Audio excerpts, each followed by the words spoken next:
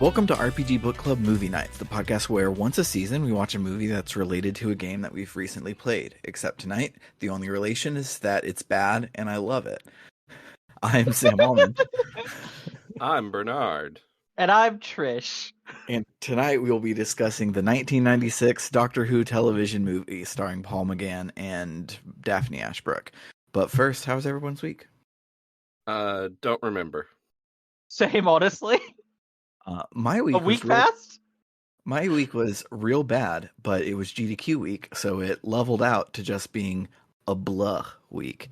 I got dumped like immediately after recording last week, or right before. I don't remember. Time is hard. Before, I think. Yeah, and that sucked for a week, and then I accidentally, while writing my JRPG canon notes for Atelier Marie, I beat the entire remake. I just binged the whole game yesterday. It's not that long, so it's not that big of a deal. Like, a run through the game is like 6-7 hours, but I still, for the first time in JRPG canon history, played the entire game before the episode. But Nice. So usually on the JRPG canon, you're like, do I want to continue playing this game? mm-hmm. And now, I guess the answer was yes. Yeah, because I guess you can now say, do I want to continue playing the 20 other Atelier games? Yes. So the problem with it is that I normally do like twice through the gameplay loop, which for most RPGs looks roughly town dungeon. But the gameplay loop for Atelier is about like 2 seconds long. It's go pick up something, bring it back home, turn it into an item, do that for 5 years. And so I was like, well, my notes would be too short if I just did 2 gameplay loops. So I'll just play a little bit more, talk about like the game more holistically and less like following through, and then I beat the entire game. That sounds holistic to me. Yeah. It's whole. It's GDQ's fault because the Majora's Mask 5-hour run was on last night, and then I accidentally played the game for 5 straight hours and beat it. So I only consumed 1 video game and 1 speed run last night before bed, but they both were way too long. But yeah, GDQ rules, and the finale is tonight, and I'm excited about it. I won't be able to watch anymore tonight though, which is unfortunate. But yeah. Love GDQ. Mm-hmm. But if y'all don't remember your weeks, I guess without further I can dredge up something. I'll dredge up let's see. I've been reading Jasmine Throne. I'm still not very far. I've just kind of been pecking at it, but it's really good so far. And my partner Ari is still visiting, who is wonderful. We need to do another cuddling in bed and watching Avatar session, because I don't remember if I've ever mentioned this on the podcast, but they hadn't seen Avatar The Last Airbender, and so we've been remedying that. We're at the finale now. We ended our last watch through with Ember Island Players, and may I just say, Ember Island Players is still like cream of the crop Avatar episode. It's so good. But yeah, that's mostly been my week. Awesome. So then, now, without further ado, let's go back to San Francisco in 1996 in our time machines. Hopefully we don't die the moment we step out the door.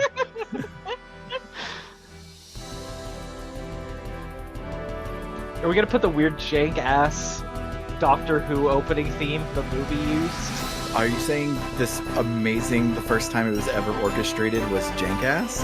Because this was awesome. It was alright.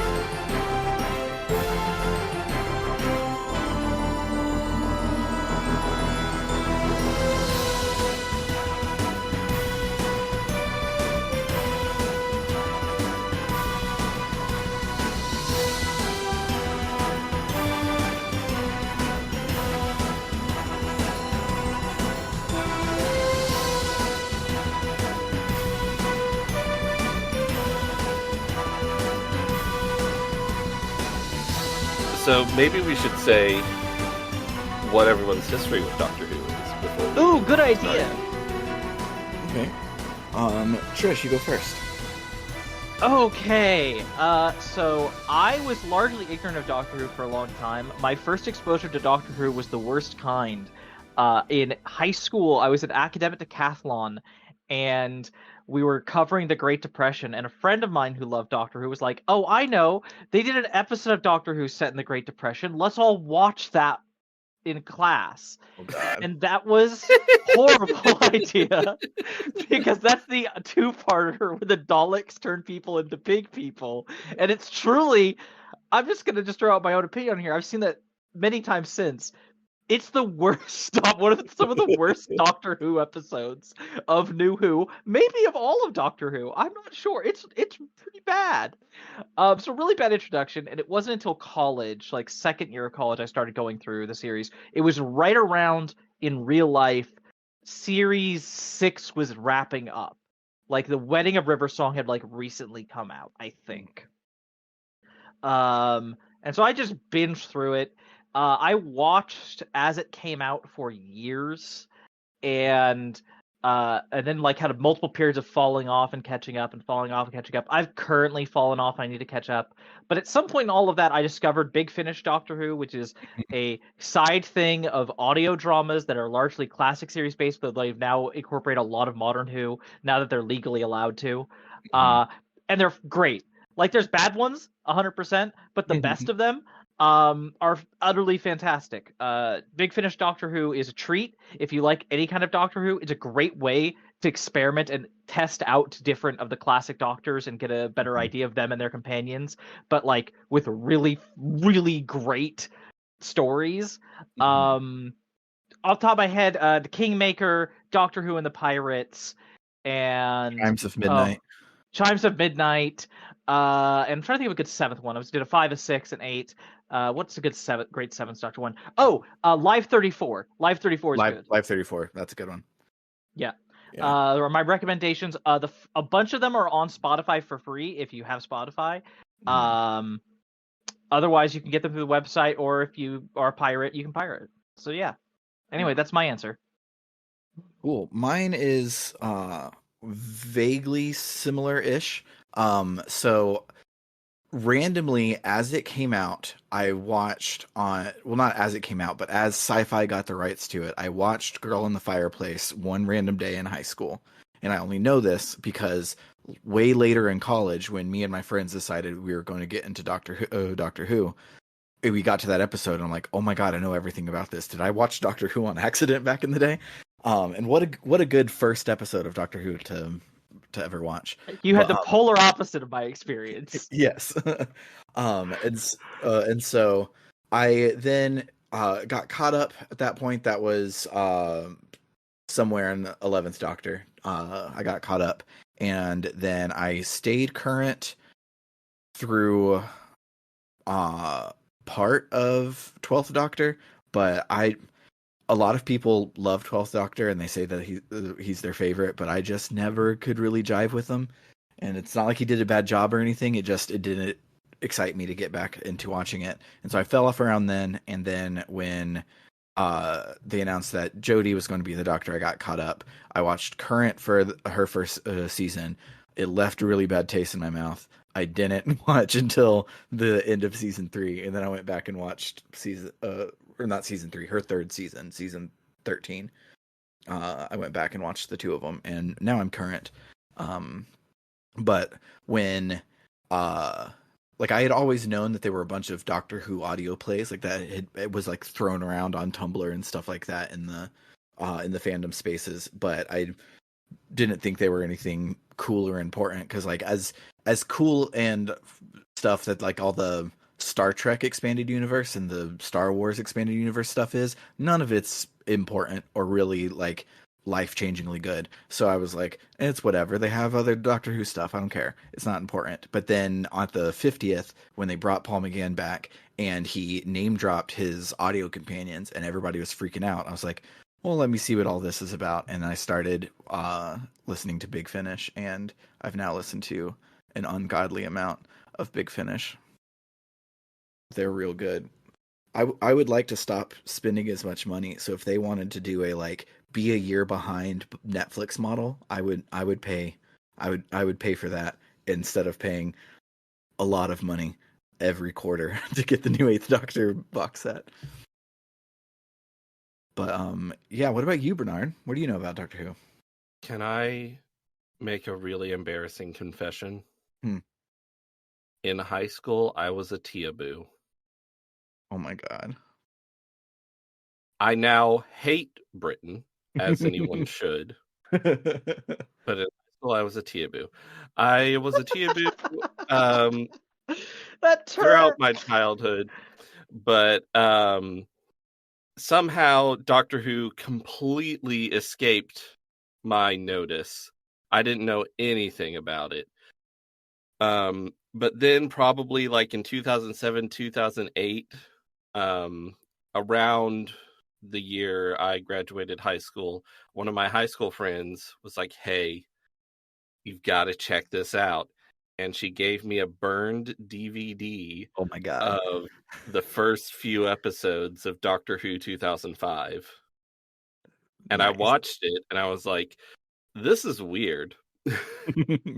Yeah. And but then later, like in college, I ended up watching like all of Ninth Doctor, all of 10th Doctor, and then partway through 11th Doctor, I was like, yeah, fuck this. And I haven't really watched it since. And I've never watched, before today, I'd never watched anything pre 2005. Yeah. It's pre 2005 Doctor Who is weird, but this one is weird in its own special ways and not quite like the classic series. So, a little background on this movie to catch up the the state of science fiction when this movie came out. Um, Doctor Who really struggled in the 80s. Tom Baker's run was hugely popular and hugely successful. It ran for 7 entire seasons. Basically, all of the 70s belonged to Tom Baker, and it was super cool. Everybody really liked it. So then, when he was leaving the show, they needed to find a way to like breathe new life into the character. So they went to a very back to basics vibe with the Fifth Doctor, who had less humor and less of the horror themes, and was more of a focus on science, and reintroduced a bunch of the classic villains that had been missing throughout most of Tom Baker's run, like the Cybermen and the Master and stuff like that. This grounded version of the Doctor was well liked, but Peter Davison didn't want to be typecast as the Doctor. More on this later. So he didn't renew his contract after the 3 years were up. So And then they wanted to recapture the magic of Tom Baker, so they cast another Baker. yes, but this time the life they wanted to breathe into the series was to make it darker and edgier and more angry. So when he first regenerates into Colin Baker, he strangles his companion. Yep. What? And Poor and, Perry. and so strangling the fan favorite character Perry Brown was received very, very poorly. And so Doctor Who went on an 18-month hiatus right in the middle of his first season. So they didn't even show all of those episodes of his first season. It should also be noted that his run was complicated by the fact that the executive producer at the time was actively trying to kill the show.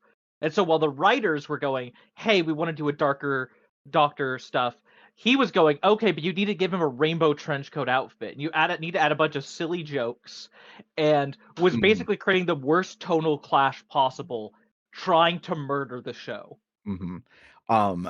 However, a running theme from here on out is the fans are resilient, and they really liked, like the hardcore Doctor Who fans really liked Colin Baker's portrayal. That's why he's the second best audio Doctor. Like everybody loved him, but He's fantastic. He's my favorite. But the writers were like, we want a season 24 or whatever it was, and the producers that Trish talked about said, we'll only do it if you fire Colin Baker. Colin was like, It's really stupid to end my story off screen, so obviously y'all aren't going to do that. So let's do my final season. I'm aware that y'all want me out of here. We'll do a final season. We'll wrap things up. But the producer said no and fired him. Didn't let him come back and put Sylvester McCoy in a wig for the regeneration scene. So at the end of all of it, Wow. at the end of all of it, Colin Baker was only the Doctor for 3 years, 18 months of which was a hiatus in which there was no Doctor Who. So he did not have a very long tenure as the Doctor.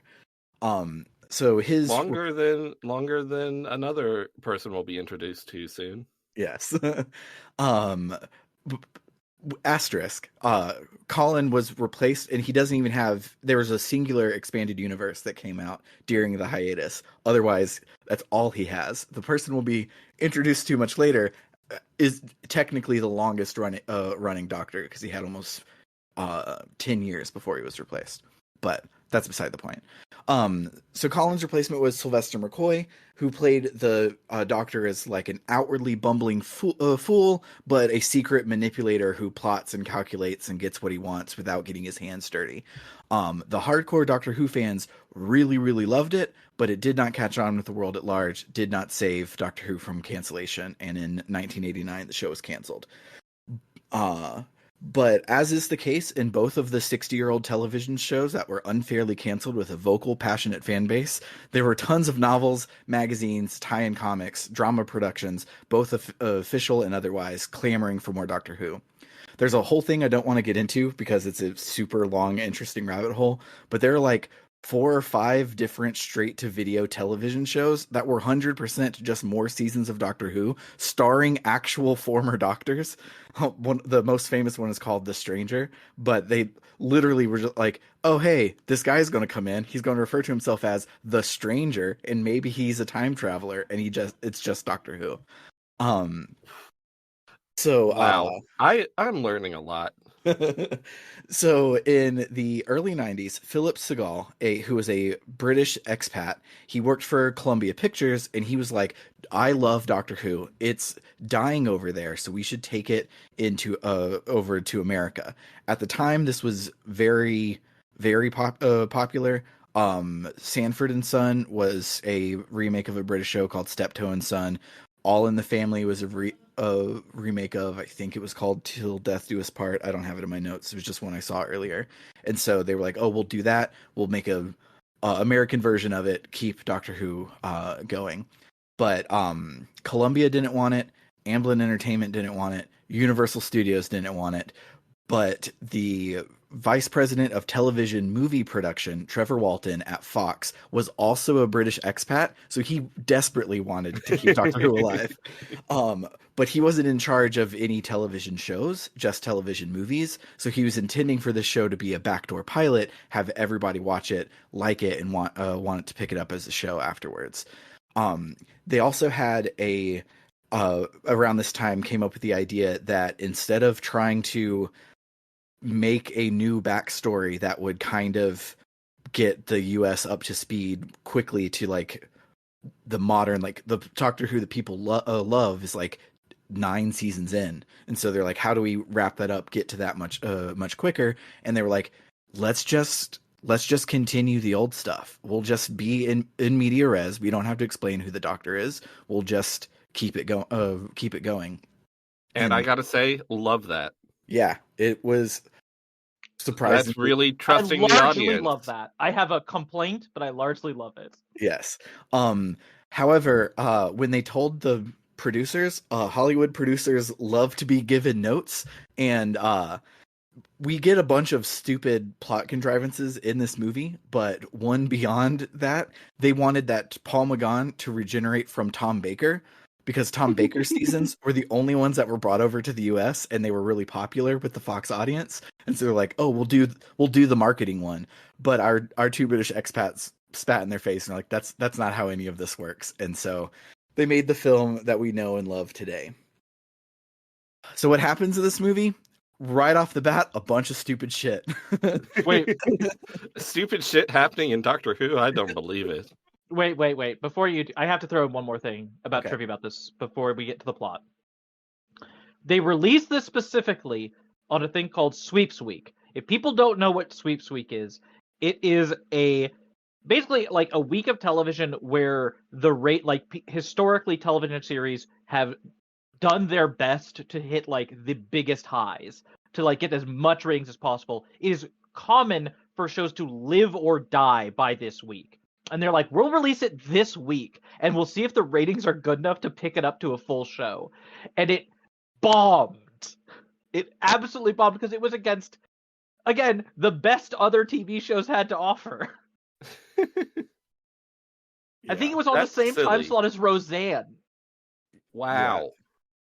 Yeah, I might be wrong. It was bad though. I was going to bring this up later, but it ended up not doing well at all in the US. I think it got like 4 something million all around the world except for Great Britain. When it came out on BBC a week later, it got like 10 million views just inside of Britain. So they loved this, officially adopted Paul McGann as their new doctor, and all of the books and the comics and the everything were now all about Paul McGann all the way up until Chris Eccleston took on the role in 2005. So although he has only one televised appearance, asterisk, he has the longest tenure as the main doctor and has way more stories about him than anybody else does, which is hilarious. And the way that this TV movie has colored what people wrote in all of those books and magazines and audio dramas is very funny and is a thing we'll probably get to later. Yeah. So, yeah. Anyway, please start.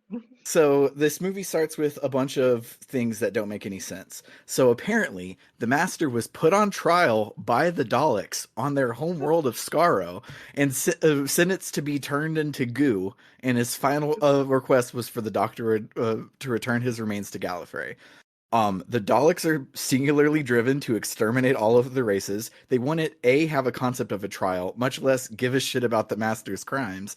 And but they probably just wanted to have the Daleks in this movie for a few seconds. Because of maybe some people would remember Dalek Mania from the 1960s, which was a thing that hit America. Yeah. But they don't even actually show No. Dalek, they don't show them, and they just say the Daleks.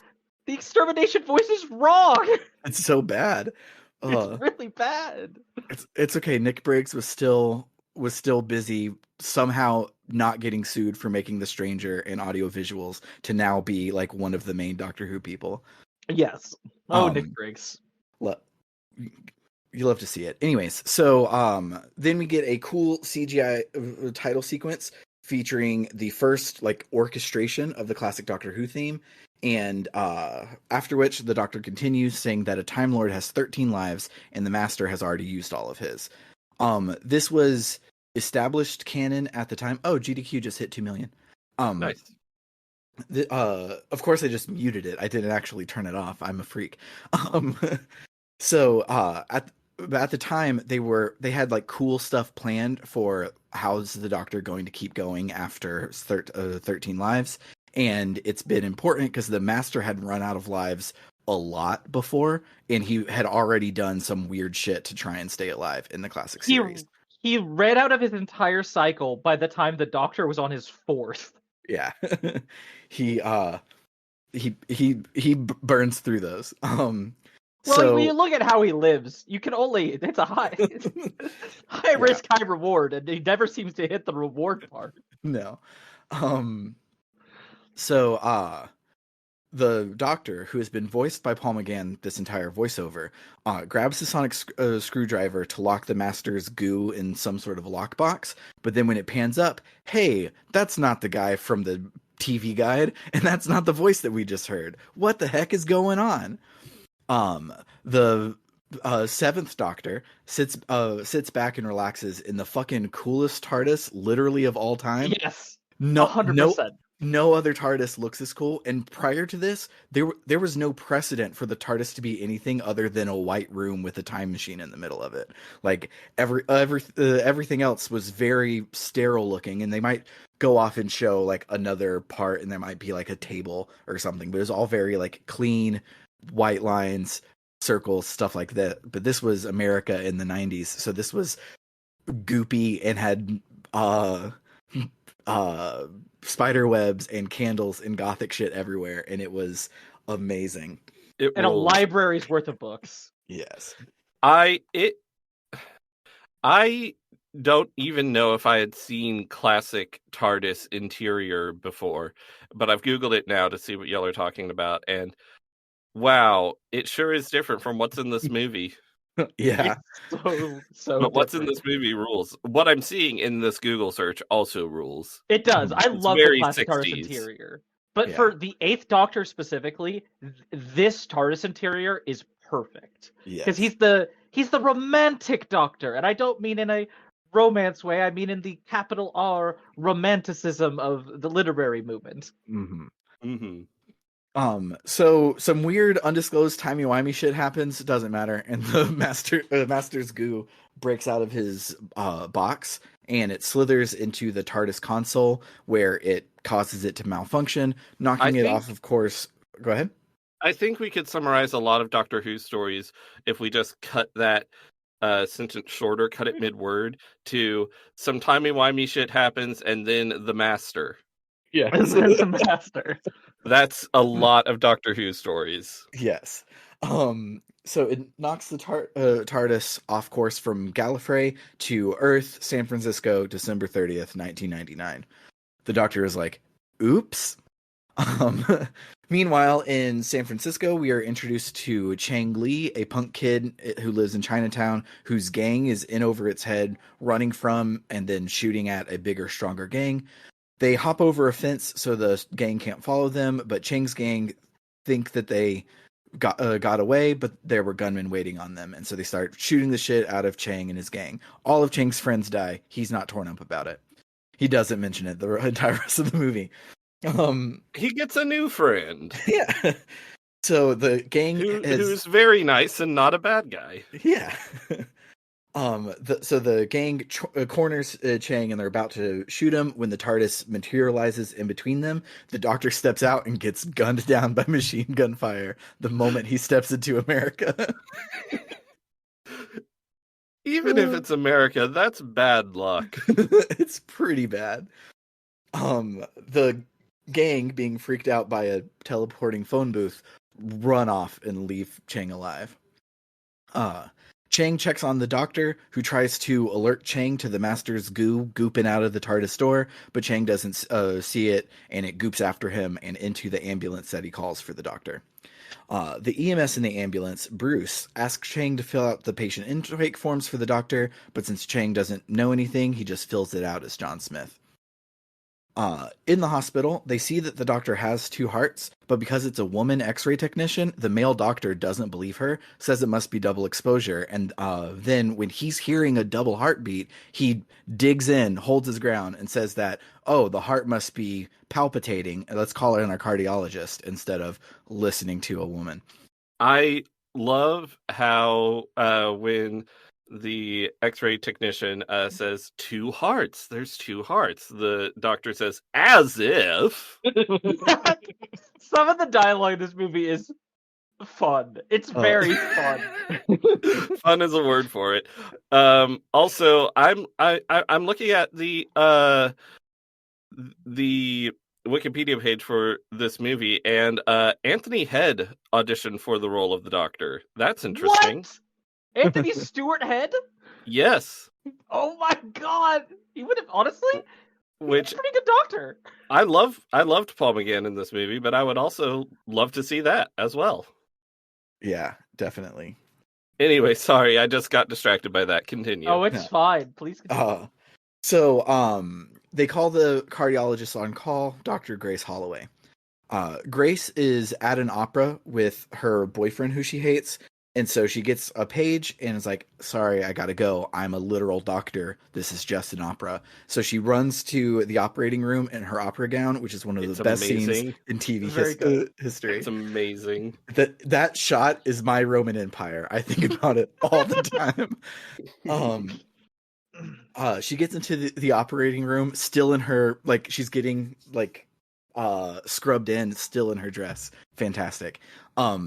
But when she's in there, the Doctor wakes up and he's like, hey, whatever you're about to do, don't do it. I'm not human. I have two hearts. Don't operate on me. Do you have a beryllium atomic clock? It's very important. She's like, okay, crazy guy, don't worry, it'll be okay. And she ups his anesthetic.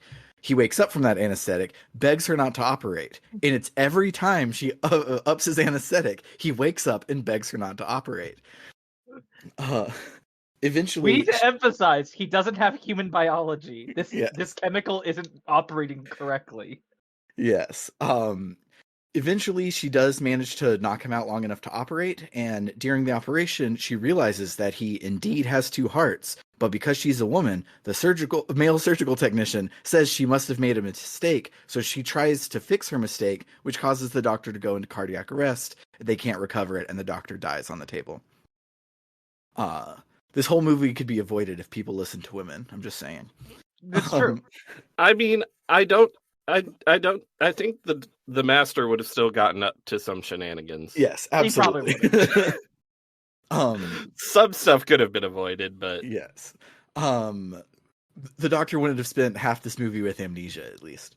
yes, he probably would have taken care of the master more quickly. Yes. Grace is pissed off and she wants to see his x-rays where turns out the doctor indeed has two hearts.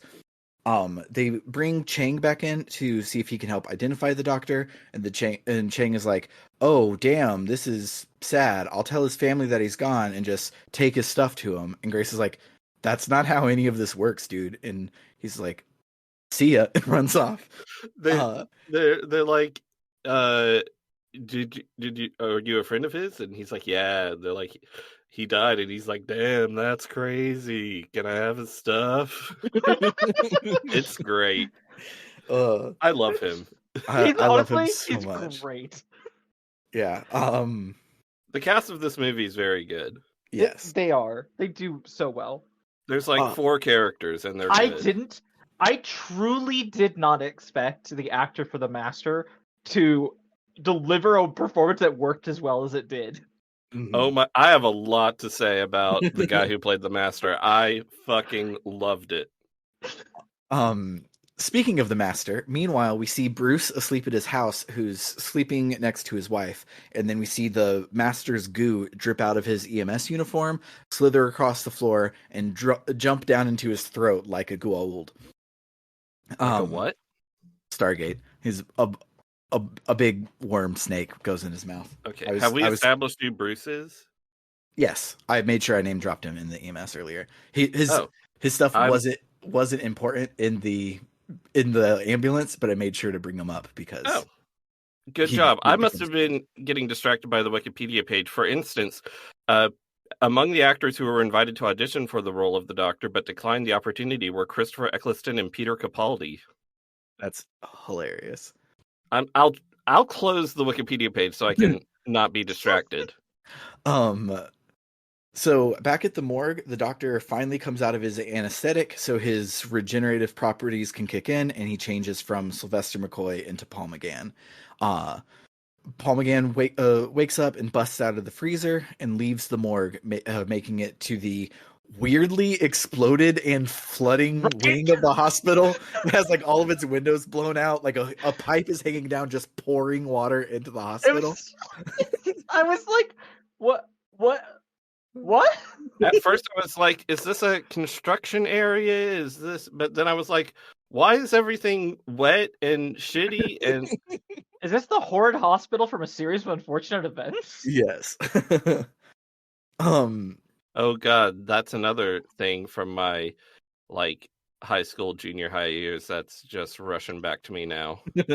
Scarlett is currently reading them. She's on the penultimate peril right now. Oh, that's one of my favorites.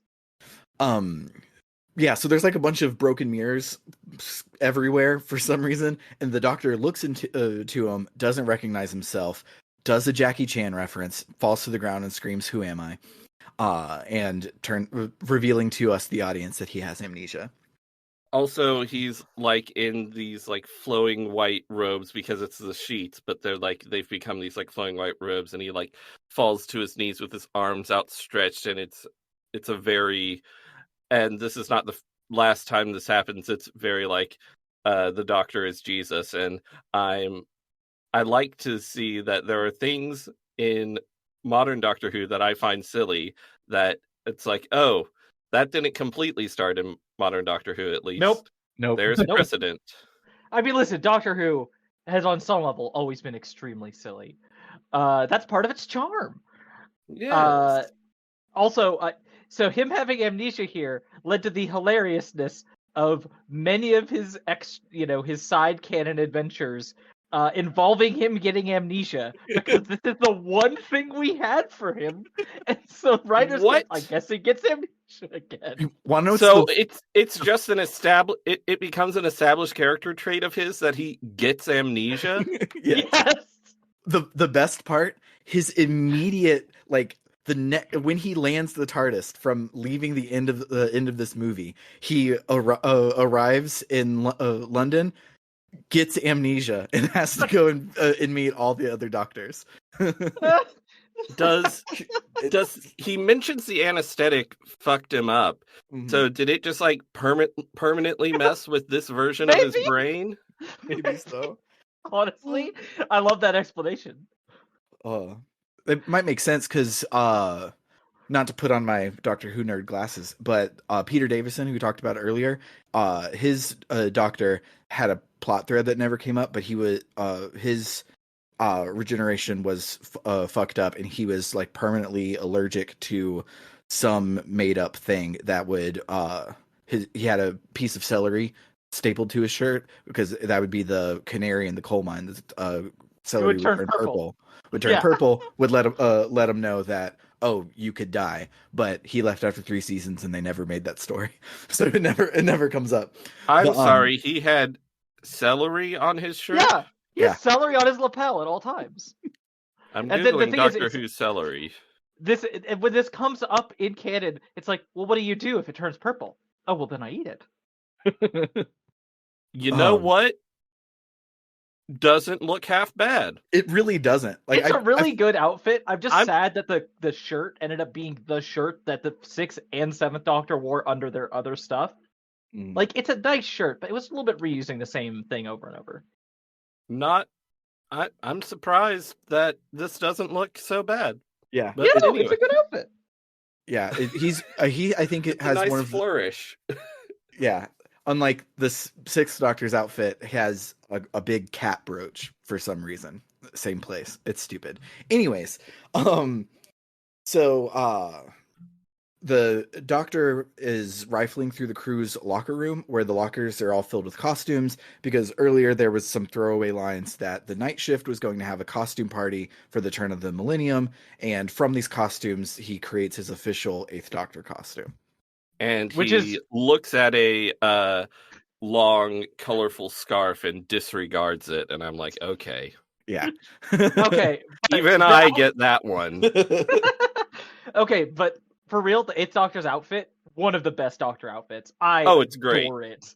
It's so good. It's whimsical, but also like not stupid. Uh-huh. The only mark I have against it isn't really against the outfit itself, but the wig they're having Paul McGann wear, because he hates that wig so much. His hair is actually much shorter than that. Yeah. But his hair is also the same same texture. So if they would have just paid him to grow his hair out, he would have had that hair, and it wouldn't be a big ugly wig. But, I mean, that might have taken a while. It might have taken a while. But they had to get this in time for Sweeps Week. It's true.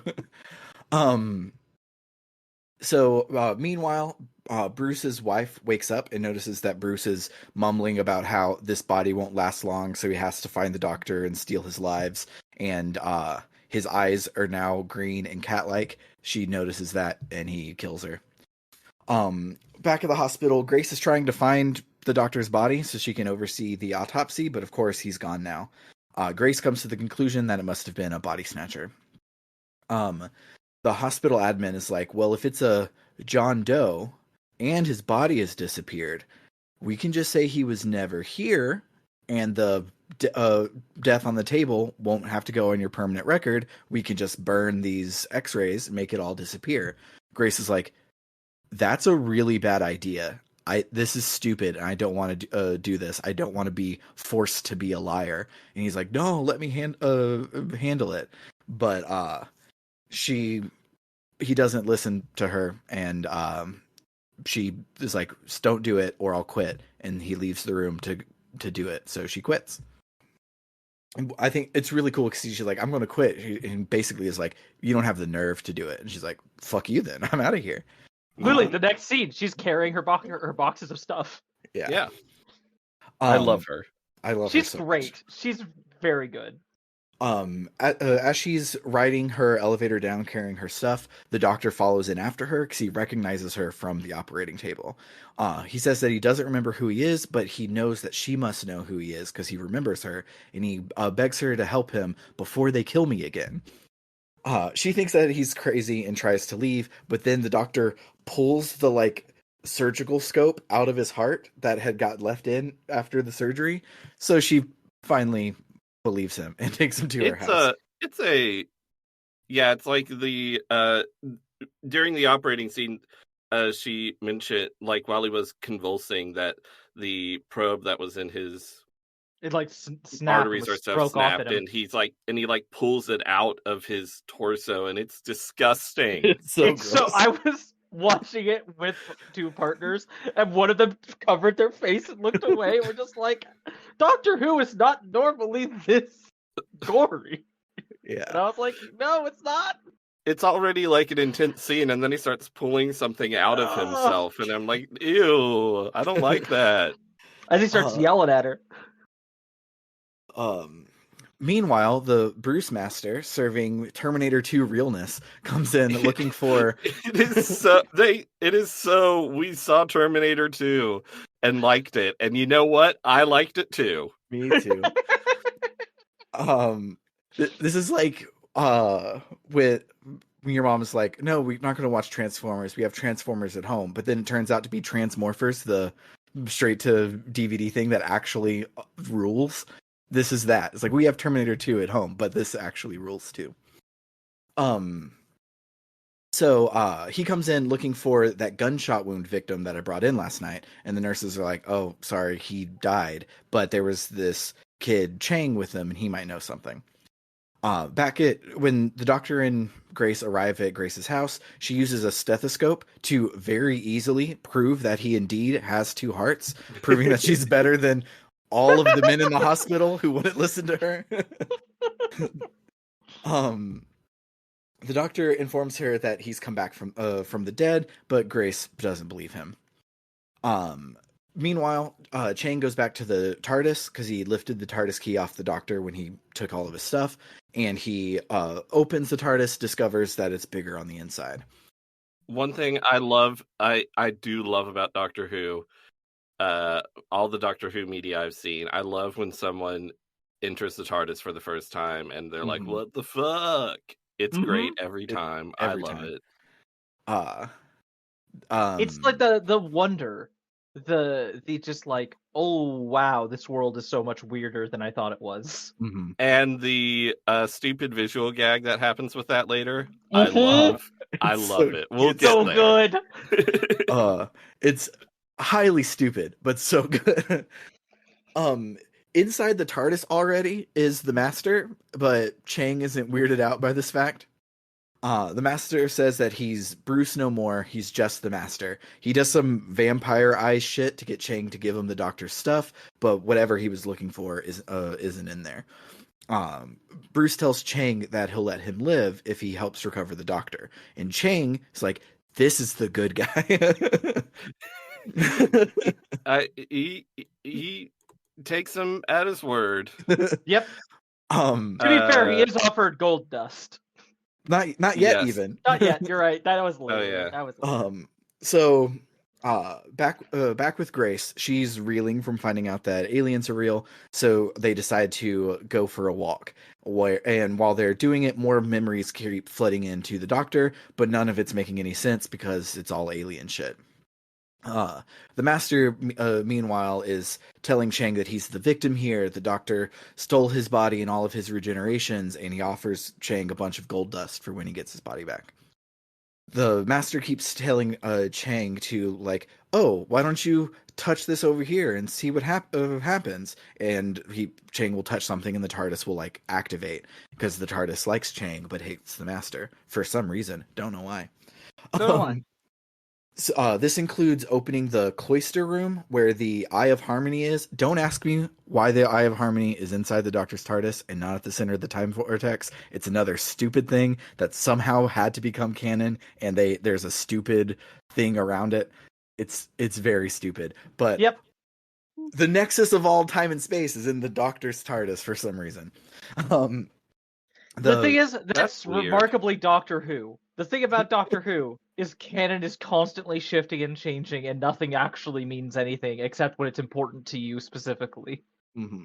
I noticed I got to the and you talking about that. I got to the end of my notes. I never mentioned the thing that keeps coming up that the Doctor is half It's human. half human, yes. Because that's never brought up. They mention there's like a offhanded mention because of course everything has to be canon that the Doctor was just joking because every time he says it to someone, it's in like a joke context because the movie is meaning it where he's being serious and people don't believe him, but we can retcon that as he was being silly, and Yes. Doesn't change why the master keeps saying it, but whatever. Not all Yeah, also- not all retcons are clean. No, they're not. Also, there was a point in the 11th or 12th Doctor run where Stephen Moffat tried to kind of bring that back for a little bit. It was like, Moffat, no, stop it. Stop it. But also, as much as the Doctor being half human is stupid and it shouldn't be canon, it does, again, so many times. Oh, new creative heads coming into Doctor Who. Okay, I'm completely changing the Doctor's canon. Uh-huh. It's happened So many times. so many times.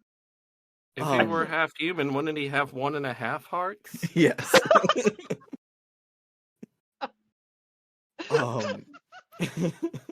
No, having 2 hearts is a dominant trait. Oh, 1 heart's a recessive allele. I see. Yeah, he also doesn't have blood, as we found out earlier. Anyways, the master takes Chang and forces him to look into a fancy Gallifreyan retinal scanner thing, which causes the Eye of Harmony to open. Elsewhere, the Doctor can sense that something is wrong, and it's this danger of something being wrong with the web of time that helps him finally remember who he is. The eye, for some reason, turns into a hologram projector, and it shows the Master and Chang an image of the Doctor, where the Master realizes that the Doctor's eye matches a human eye, so he must be half human. I did put it in my notes. I just don't ever bring it up again after this. Also, why does the Eye of Harmony open up if you're human? I don't. They never covered this. It's never brought up. Why would Time Lords build a security device into their thing to where you need a human being? That's the least Time Lord thing. Me not actually knowing what any of this shit was, I assumed it was like for some reason this was like the Doctor's security device, and for some reason it needed the human half of him to open up. Yeah. So seeing the human eye opened it up. Sure. But that's still stupid. I'm just grasping at straws. And the movie doesn't agree with you. At the end, the Doctor's like, for 700 years I've been trying to get it to open and I haven't been able to. And the Master's like, because you're only half human. It needed a full human to open. So I forgot about that. Yeah, no, that was a line the Master said. This movie. I love it. Was that before or after the Master started talking like a dinosaur? Because I couldn't fully understand what he was saying when he started talking like a dinosaur. It was before the dinosaur, just shortly before the dinosaur. It was when he was talking like the Joker. Okay, like the gay Joker. Yes. So the hologram image thing resolves into what the Doctor is seeing, which is Grace, and the Doctor realizes that the Master can now see through his eyes, so he closes his eyes. And, but it's too late. Chang recognizes Grace as the surgeon that operated on the Doctor. She gets very confused as to why the Doctor is suddenly acting so strangely, has all of his memories back. So he explains calmly that he's a time lord from the planet Gallifrey, and the Master is bad news, and he needs to get a beryllium atomic clock so he can fix the TARDIS and close the Eye of Harmony. She's like, "Oh, he was psychotic the whole time. That makes sense." And so she runs back to her home. A doctor immediately being hostile and dismissive of a person they believe has a psychosis. That's just how the world works. Yeah.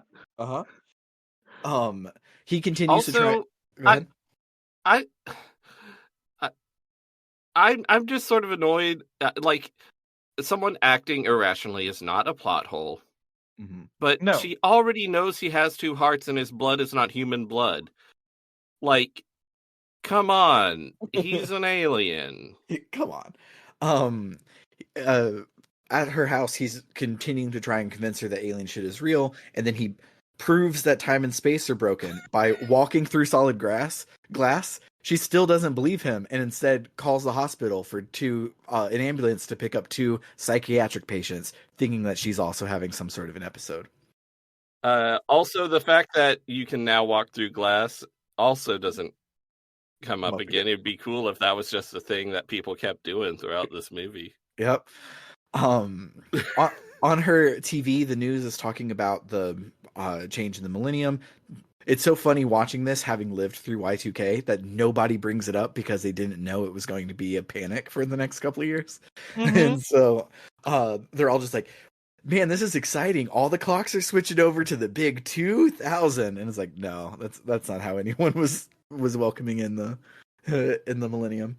But on the news, they say that there's a super accurate beryllium atomic clock at some science place in San Francisco, and they're going to start it up at the turn of millennium to have a big swanky party to have the most accurate clock in history be in San Francisco. I just think having a party this fancy and this crazy and being this excited about an extremely accurate clock, I don't know if I can explain why, but it just seems like the culmination of the 20th century. Oh, 100%. Like, I feel like in the 21st century, we would not give a shit about this clock. No, there would be no funding for this clock. Definitely not. The ambulance arrives to take them to the hospital, but it's not a normal ambulance, of course. It's the Master and Bruce's ambulance. Grace doesn't realize there's anything up with Bruce wearing Terminator 2 cosplay, and the doctor doesn't recognize the Master, and he's not one to judge weird fashion choices. So he's like, don't take us to the hospital, take us to the sciencey place, and Bruce says, okay. While they're in the ambulance, Grace and the doctor are arguing about some time travel shit when they get stuck in a traffic jam, which, as you recall, ambulance with running lights on them can't get stuck in traffic jams. But the sudden stop knocks off Bruce's sunglasses, revealing his weird green eyes, and the doctor now recognizes him as the Master, blasts him with a fire extinguisher. He spits on Grace and burns her hand, and the doctor and Grace escape. Then, in the least realistic scene in the movie, the doctor and Grace steal a police officer's gun and threaten him at gunpoint, so he just lets them take his motorcycle. No, they don't threaten the police officer at gunpoint. They threaten the doctor at gunpoint, and then the policeman at gunpoint. The doctor's plan is to steal his gun, point it at himself, and go, now if you move, I'll shoot. It's so good. I love this scene. There are 2 things I want to say about this scene. Well, there's a few things. 1, it's hilarious. 2, I like how I don't know if this is a thing with earlier doctors, but I like how one of this doctor's things is him doing sleight of hand. It's fun, and one thing that he does is he distracts the police officer while he steals his gun and then threatens to shoot himself.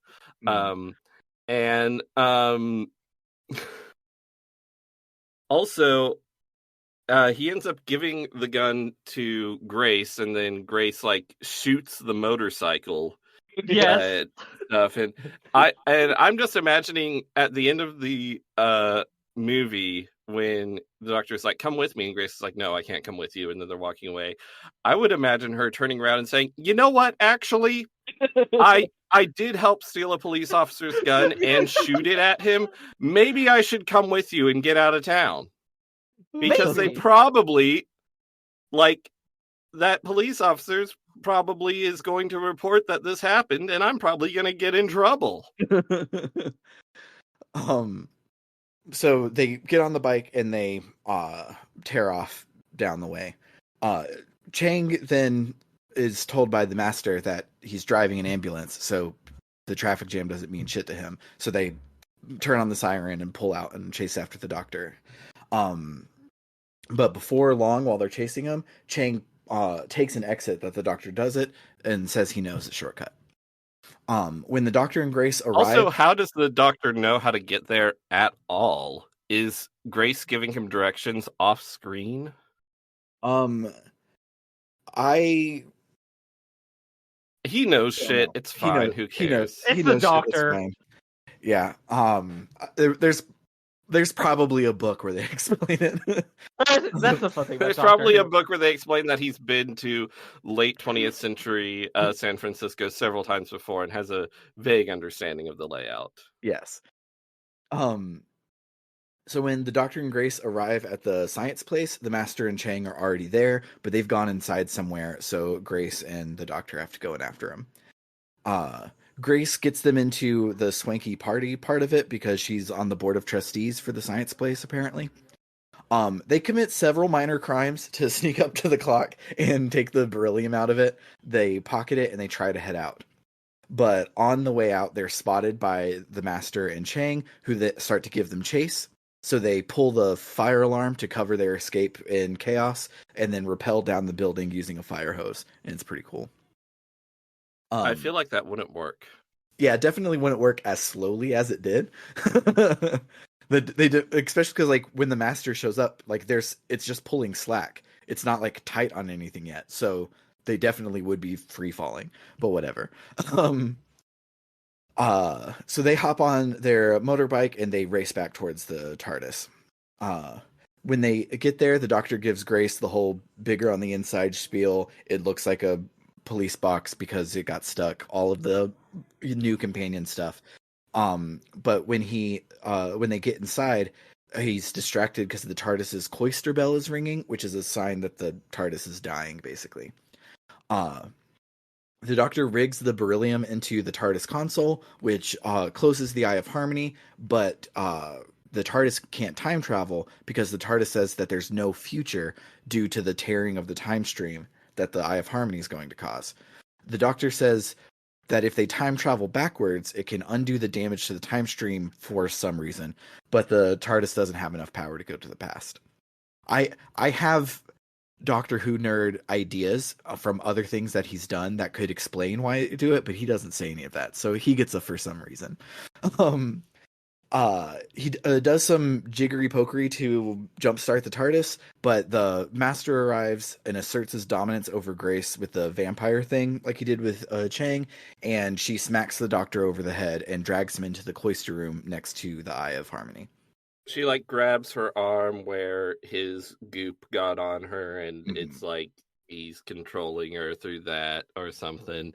Yeah. There's a lot made of this goop. It's not clear how it works. No, especially because he should have the literal exact power set as the doctor, but for some reason he's a fucking dinosaur. I mean, also the master's just always been like one of the master's things from when he first showed up is hypnotism, and he uses it to mind control people constantly. Yeah, I'm not as upset about the vampire stuff that he does, but the turning into a snake, literally he skipped over it, but he like barfed goop at a bunch of like security guards break into the thing, and it's like he's supposedly a human right now. He's taken over a human's body. Why can he do all of these things? Well, the Daleks turned him into goop, and the goop entered a human body. I thought he spit out a lot more goop than entered the body in the first place. Also, Okay, did they turn him into goop? I thought they just like turned him into ashes, and somehow his ashes turned into goop because he's so evil. I don't fucking know. I don't know either. It's and the thing is, body snatching is an established master thing. Doing it with a goose snake is not. Yeah, but goo. The goose snake. CGI. CGI goose CGI snake. goo. Television 1990s television quality CGI goop. Couldn't do much more than goop. Mm-mm. When the doctor comes to, Grace is fully taken over by the master, who is now serving cunt in full Time Lord regalia. He's serving such absolute cunt in that. Okay, listen, I hate Gallifreyans. The Time Lord outfits are terrible, but they fucking rock. Also, I would love one of those insane sets of robes. Every And time... I love how. Go ahead. I love how the doctor mentions, "Oh, you had time to change," or something like that. Well, yeah, he's like, "Oh, we don't have time." And he's for like, that. "I always dress for the occasion," and he's like, Yeah. "I'm camp now." It's so good. It's so good. Like every time Doctor Who shows us a regular ass Time Lord wearing the regalia, it's stupid. Nobody would dress like that to go into work. But every time a Time Lord reveals that they're evil and they're wearing that, absolutely no notes, 100%. That is good evil clothes. I said, you know what? I said I hate all time. I'm sorry. I have an exception. Romana's good. All right, that's my exception. The master continues to tell Chang that, no, look, I'm the good guy, and the doctor is obviously a bad guy. That's why he didn't fight back and is just this very small man. Which, like, I always forget that Paul McGann is short because he gives tall energy, but he's like a very tiny man, and it's very funny. He's a you know what? He's a cute twink who could pass for a lesbian if he needed to. Mm-hmm. Like, especially now that he's taller 5'9". than Sylvester McCoy. He's 5'9". There's so that's many. That's what Google says, but Google. I mean, Sylvester McCoy. Sylvester McCoy is notoriously he's the shortest doctor, I think. Or him. I or just the Googled second. Paul McGann height, and it says 5'9". And it says people also search for Tom Baker 6'3" and Sylvester McCoy 5'6". Okay, so the rest of the doctors are all just giant freaks, so he's normal sized. But never mind that. It all makes sense. Yeah, so but Chang isn't dumb, so he's starting to see that something is up with the master story. Grace rigs up a Clockwork Orange device to the doctor to force his eyes open for some reason. I thought it would be to open the Eye of Harmony, but that never comes up, so it's just to hold his eyes open. Well, it's because, like, they're gonna use the Eye of Harmony to suck out the doctor's lives through his eyes and shoot them into the master's body through his eyes. Or suck out the master's soul out of Bruce and shoot it into the doctor's body or something. Yeah. Something eyes, something. He's rigged up with his hands above his head with his eyes held open. The master asks Chang to open the Eye of Harmony, but he slips up and says that he's been chasing the doctor for all his lives. And Chang is like, I thought you said the doctor stole all of your lives. I think you're lying to me. And the master's like, Chang, buddy, I would never lie to you. You're the son I never had, and snaps Chang's neck. Yeah. I love though when the first time he brings up he's like the son I never had. Lee looks just so uncomfortable.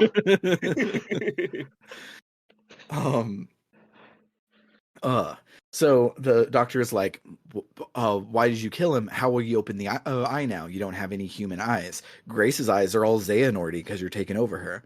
So the master frees Grace from his control in a really gross villain kiss. You know the kind. Hate it.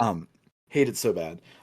She gets her human eyes back, and he forces her to open the Eye of Harmony, and then casts her aside. When the eye opens, the energy or whatever is starting to transfer between the Doctor and the Master, and the Doctor tells Grace to reverse the polarity of the neutron flow and use the energy instead to jumpstart the TARDIS. She fumbles about in the console room, manages to hotwire the console, and that puts them in a temporal orbit, whatever that means. She asks the Doctor what that means. He doesn't answer. And she I was manages hoping y'all could tell me. vaguely, if you think of time like outer space, you can hover near a time without entering that time. Like you can orbit a planet without landing on that planet, and that's temporal orbit. It doesn't make a whole bunch of sense, but they bring it up a lot for like we need more. Our time machine literally travels in an instant. We need a reason to have drama on the TARDIS, so we're going to be in temporal orbit. Okay. So moments before that she manages to do it moments before the clock strikes midnight, which they said earlier was all the time that they had, and I don't remember why.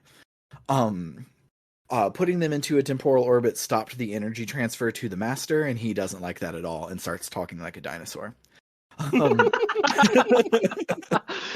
Why does he start talking like a dinosaur? I don't know.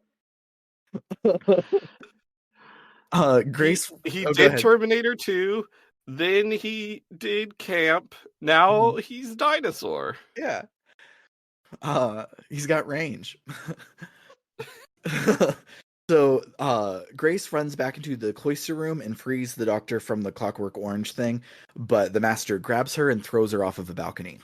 The Doctor runs to check on her, but the Master is right behind him, and he starts kicking the shit out of the Doctor, almost throwing him into the big swirly Eye of Harmony, which will be bad. The main thing they're trying to stop is the timelines are getting sucked into the Eye of Harmony, and so if it's bad for the whole world, it's probably bad for a Doctor.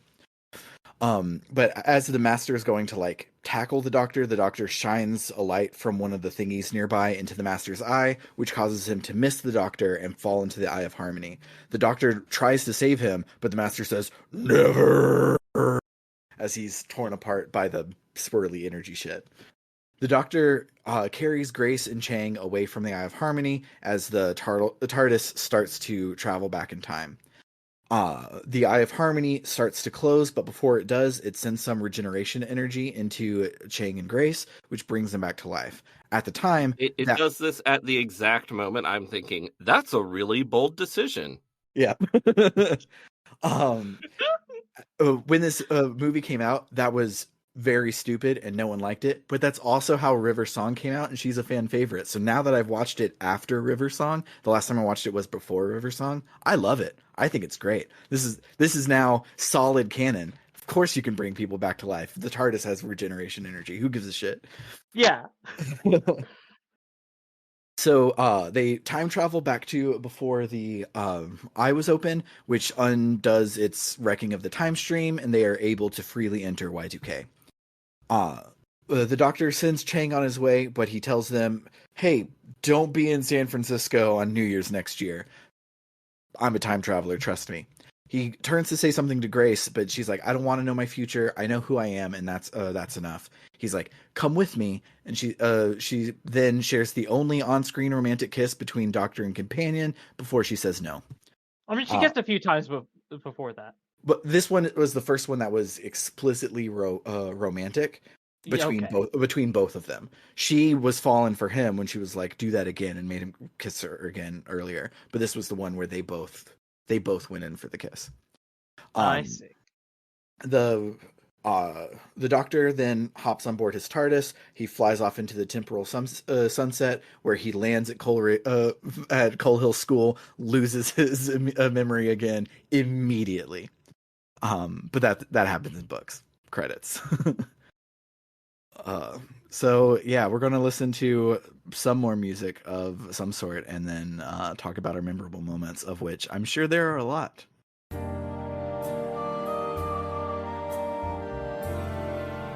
I called out your name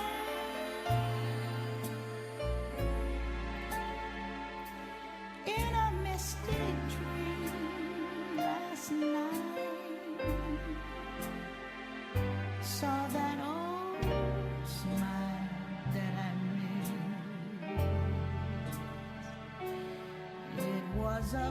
So when they get to the TARDIS, Yes. when the Doctor and Grace get to the TARDIS, they like open the door, and then they realize they've been pursued by someone on a motorcycle, presumably a police officer, because they've been doing illegal stuff. But I couldn't really tell. But yeah, it was a police officer. As he was leaving, he had sirens on his taillights. Okay, I just didn't notice. Yeah. But he is driving straight for them, and he drives into the TARDIS, and just the angle is great. He just like goes right in, and we see that it's, you know, this tiny thing on the outside. He goes in, and then a few seconds later, he just drives out and just keeps on going. Presumably, he saw what was in there, and he was like, "I am not sticking around. This is someone else's problem." It was a very good joke. I loved it. Mm-hmm. My favorite parts of this movie are all the parts where Paul McGann gets to be the Doctor, which I wish there was more of. But Absolutely. the Eighth Doctor, as they establish him in this film, when he gets to really sink into the role, one of my favorite Doctors. He's just such a he just loves life, and he loves connecting with people, and he loves having little small positive impacts on people's life. My favorite is there's a guy who's working at the big exhibition thing for New Year's. I think his name's Gareth or something like that.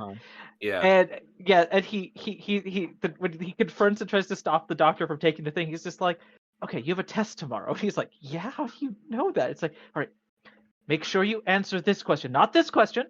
Don't focus on that one. You're going to want to focus on that. But focus on this question. Answer it correctly, and you'll do great." It was just like, and then just later be like, "Oh yeah, that guy's going to grow up to become this, X important person, but only if he can pass his poetry class. And hopefully I've helped him with that." And it was just like, I love it. It's good. The Doctor doesn't normally interfere with people. A lot of the other Doctors don't normally interfere with people's personal timelines like that. But giving Eighth that little thing of like, "Oh yeah, he will. He'll just poke you." He Also, I like absolutely the does. idea. I like the idea that you can still. He says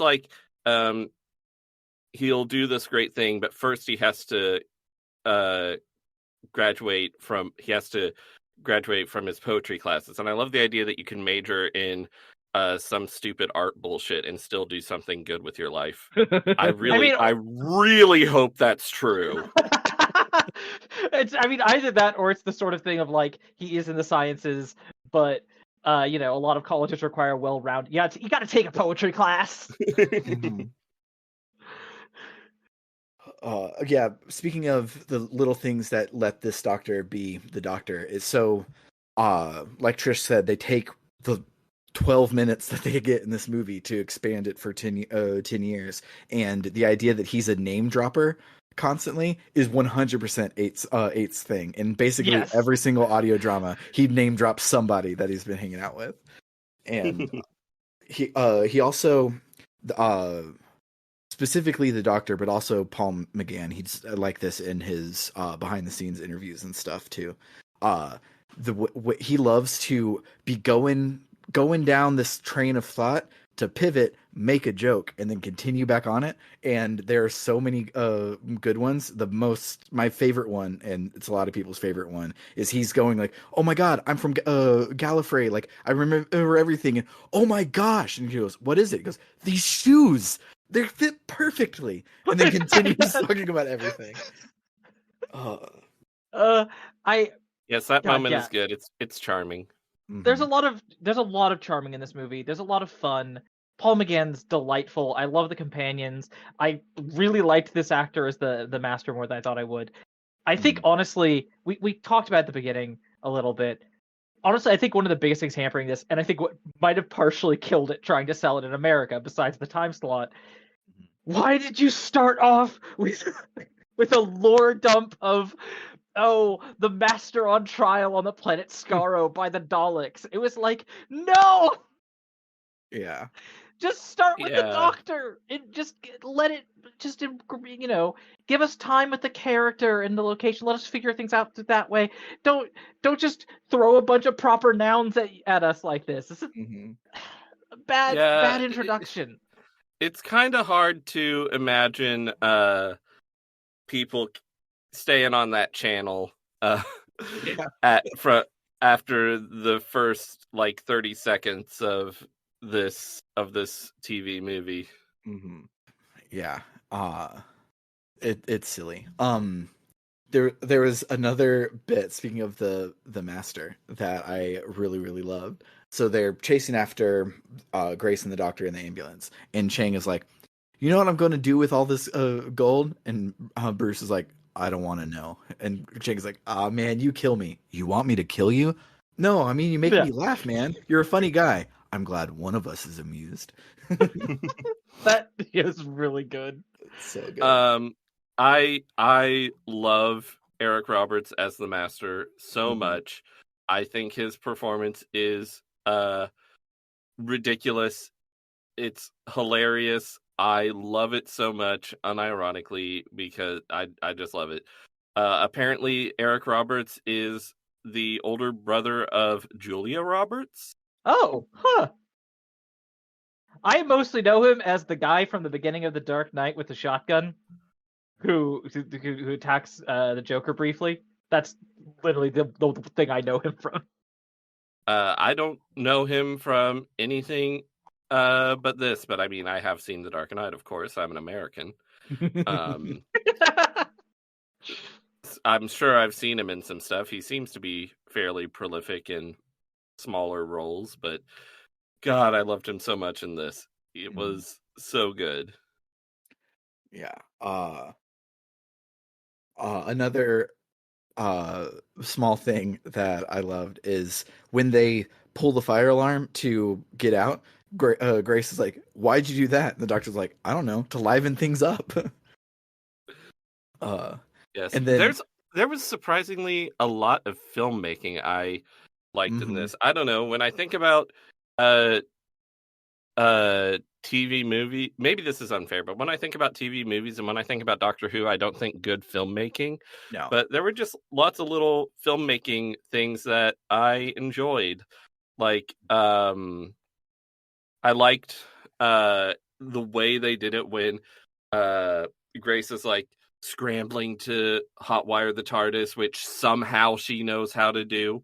Mhm. And it's like cutting to people counting down to the new year, and right at the end it cuts to the news anchor saying that's all the time we've got. And it I just love the way they do it. It's really good.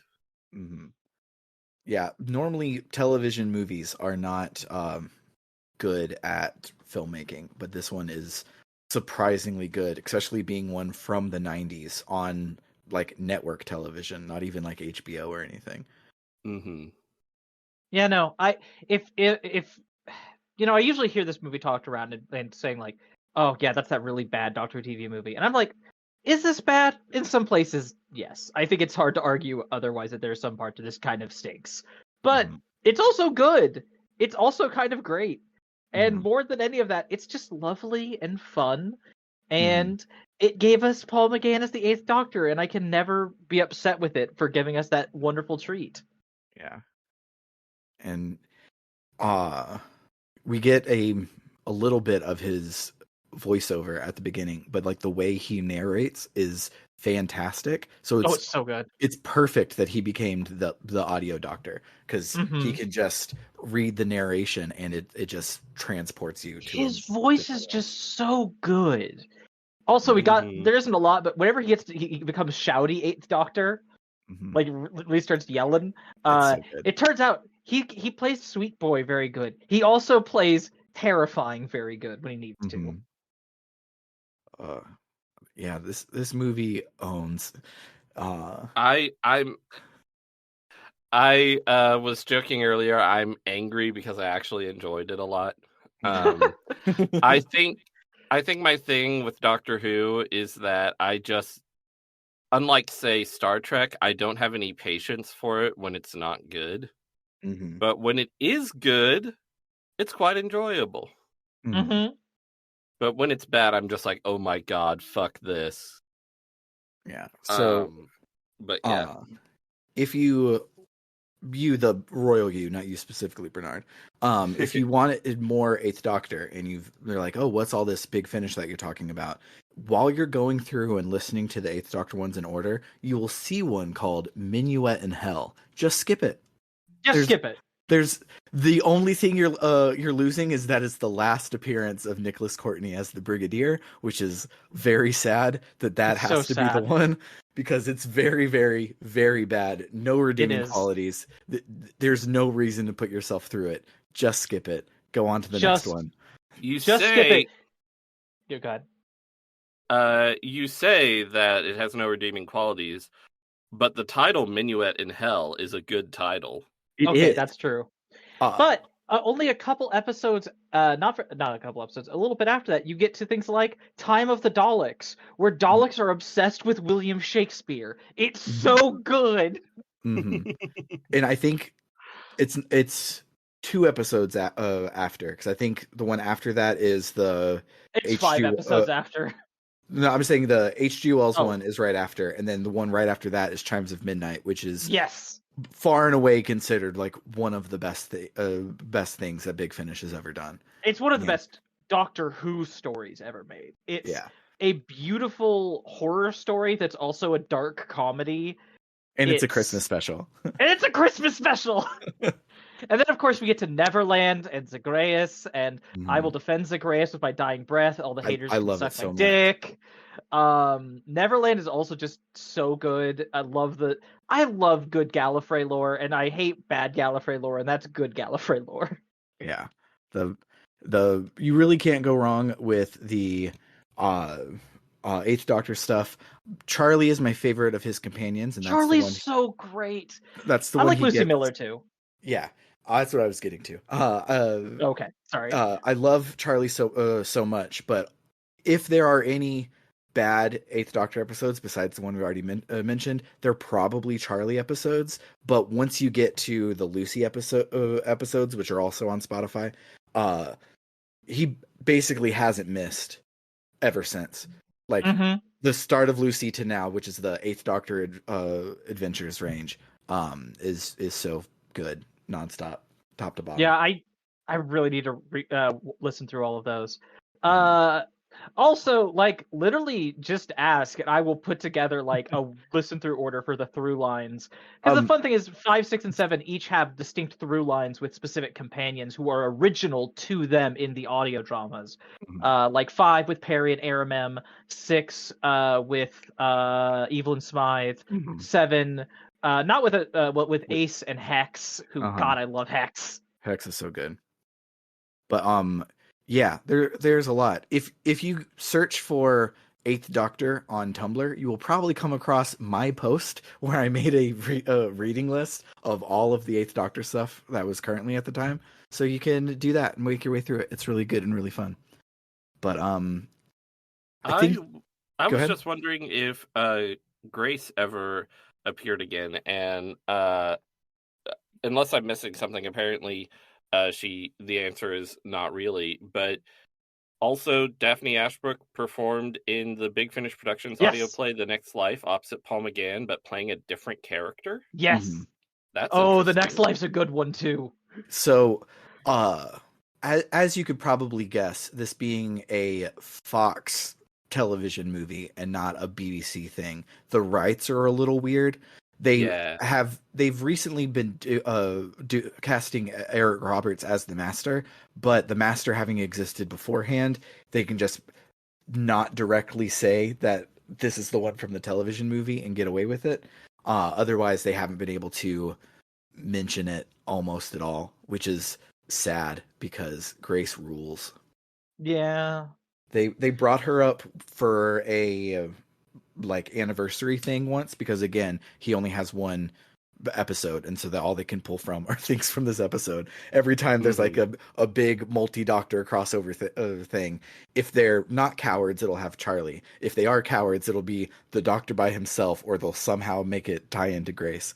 But in one of those crossovers, he came back, convinced Grace to go on adventures with him, but while she was out on the adventures, she said, "No, fuck that. Like, I'm I'm a simple girl, simple needs. I don't need to go out on adventures, and still turns him down.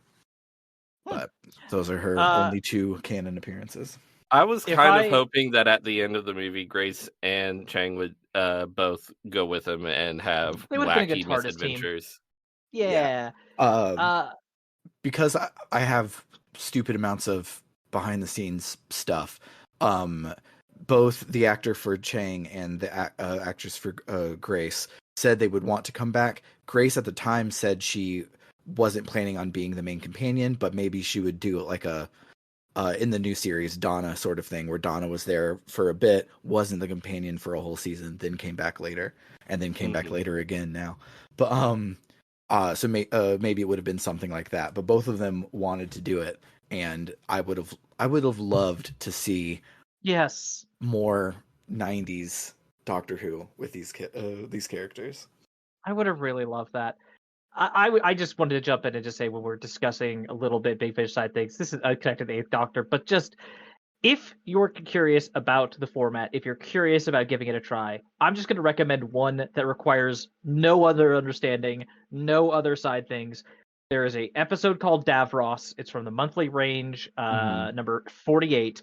It is 6th Doctor versus Davros. No Daleks, no companions, just the 2 of them in a absolutely delightful story.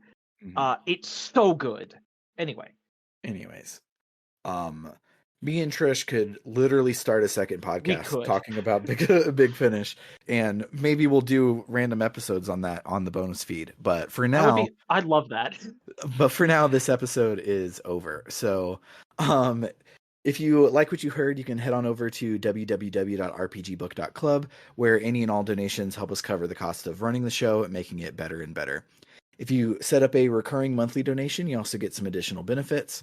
If you donate $1 or more a month, you get access to our bonus feed that I just mentioned, where this week we are doing a JRPG canon episode on the RPG Maker game Last Scenario. It was commissioned by Elle, and it's surprisingly vanilla.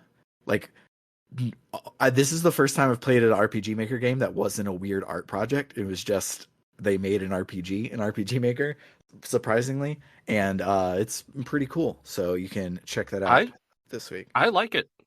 Yeah, it's. We'll talk about it more then. Yeah. They don't break the engine over its own back. No, they don't. That'll never get old. Never ever. So if you donate $5 or more a month, we'll also shout out your name at the end of every episode, just like this. Shout outs to Cerebral Wind, It's Clear Time, Frosthair, Dragon Slayer 19, Floris, Kaeldron, Freddy Rodriguez, Aaron524, and Jfro Prime. And then finally, if you like us so much you want to donate $20 or more a month, you also get to make me say a sentence of your choosing, either to plug something or just to make me say certain words in a certain order. So shoutouts to El Tantavi, who wants you to check out critical-distance.com, an aggregator for games criticism and journalism. And shout out to Vimk, who wants you to play Legend of Legaia for the PlayStation. I copied and pasted my notes from last week, so I didn't have a good thing to say about Legend of Legaia, and it's really hard to come up with new stuff. Maybe I'll start playing Legend of Legaia, and I'll do a mini book club at this moment. Just a 2-sentence book club of the week. Shout outs also to Carr, who's a dentist, so he isn't plugging a website, but rather your own mouth. And he says to brush your teeth twice a day, most importantly, the time before you go to bed. For RPG Book Club, I have been Sam Allman. I'm Bernard. And I'm Trish. Toodaloo, folks. Bye.